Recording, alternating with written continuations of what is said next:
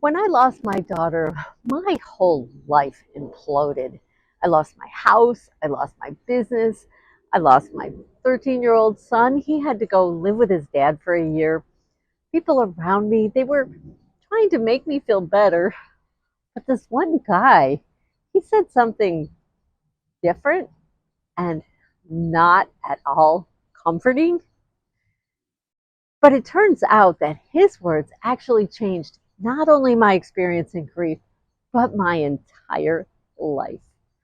In this video, I'm going to tell you what he said and why it turned out to be exactly what I needed to hear. And maybe it can help you too a little. Let's do it. Okay, so what on earth did this guy say to me? Are you ready?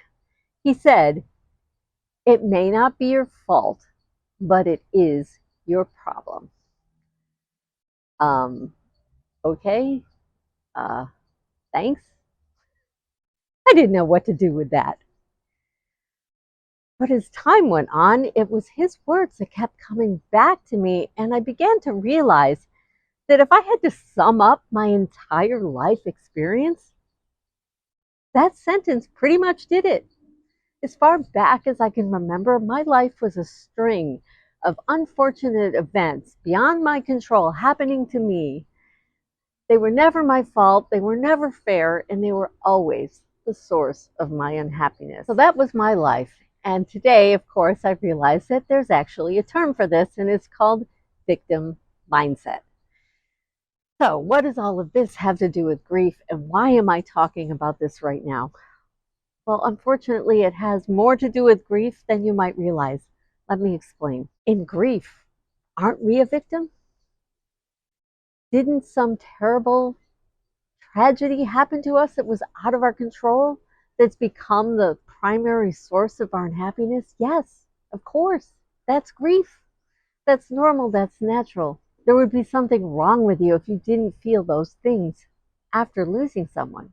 So after a lifetime of feeling like a victim about everything, grief wasn't really that strange to me. It was more of the same, only on a much bigger scale. But here's the thing.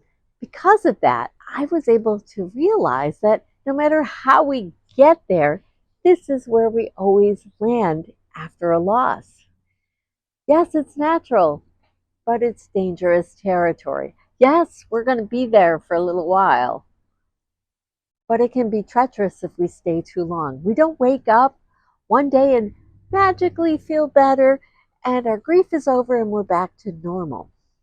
The good news is it's not that hard to pull ourselves out of this once we can recognize it for what it is. And it's the exact same process, whether it was me feeling sorry for myself as a kid or me going through the greatest tragedy of my life.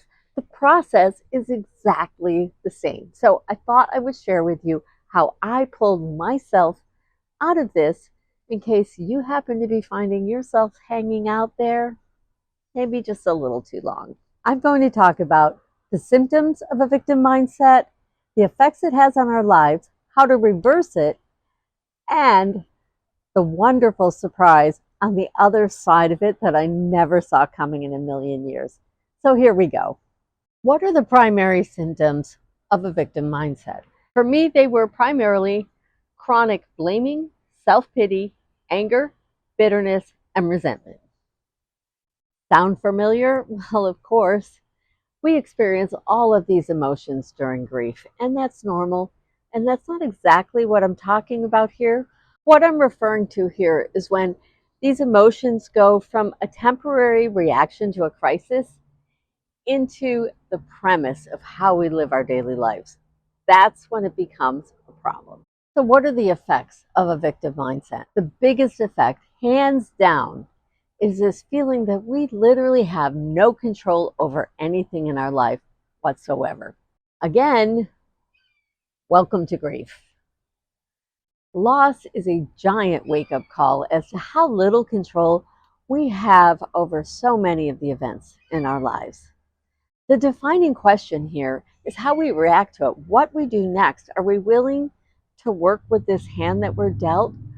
Or are we waiting for some kind of magical thing to happen again outside of our control that's somehow going to make us feel better or help us restore our life? If you're finding this video helpful, please like and subscribe. I put out a new video every Saturday morning, and for a brand new channel like mine, liking and subscribing is the only way that YouTube has any idea that my videos are valuable. Thank you.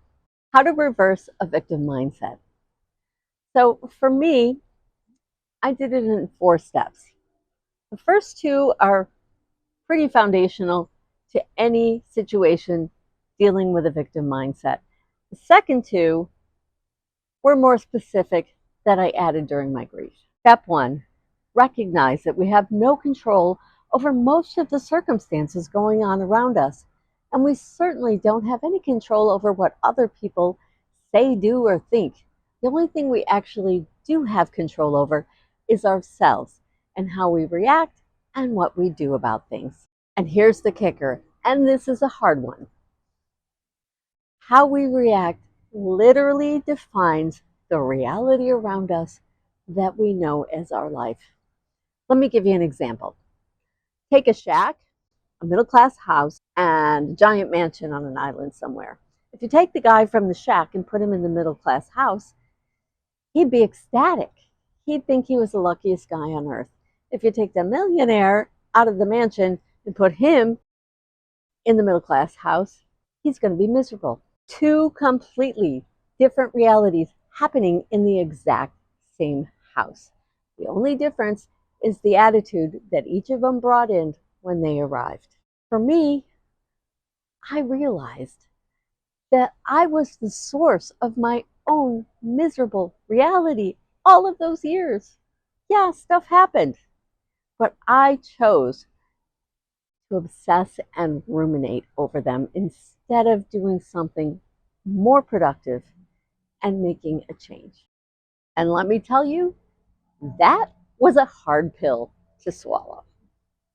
Step 2, stop obsessing about and let go of what we can't control and start focusing on what we can control and making it better. For me, this meant to stop obsessing about my daughter who is gone and start putting my thought and energy into my 13-year-old son who was still here with me and waiting for me to get better. I had to stop thinking about what I don't have and start learn, I should say, to focus on what I did have. That would be the equivalent of the millionaire who moved into the middle-class home and saying to himself, I don't have the mansion anymore, but at least I do have a roof over my head, and considering everything that's happened to me, that's a good thing, and I'm going to try and make the best of it. Step 3, decide to stop feeling sorry for ourselves and think about how sad our loved ones would feel knowing that they were the sole cause of us giving up on life. And step 4, redirect our thoughts away from our loved one's death, which doesn't define who they were, and begin to focus on their life again instead, that actually enriched our lives as well.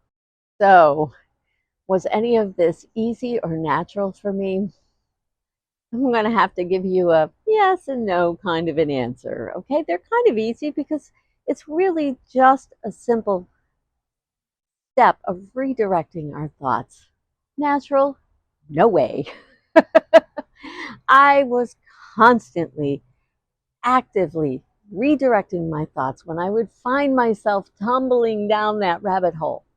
I would have to reel myself back in and actively redirect my thoughts until it began to become a pattern for me. And it didn't take that long. And that's why I say it wasn't that hard, because after a little while and I started doing it regularly, I didn't have to catch myself anymore because I stopped rolling down that stupid rabbit hole. And believe it or not, because I was so experienced at feeling like a victim about everything, that I literally had hundreds of examples that I could look back on in my own life.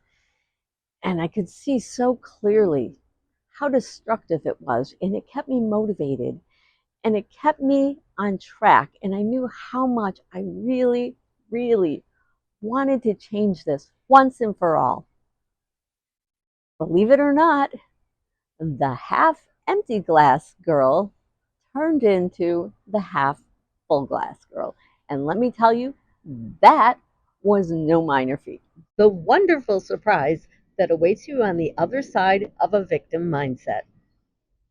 Never let it be said that God doesn't have a sense of irony.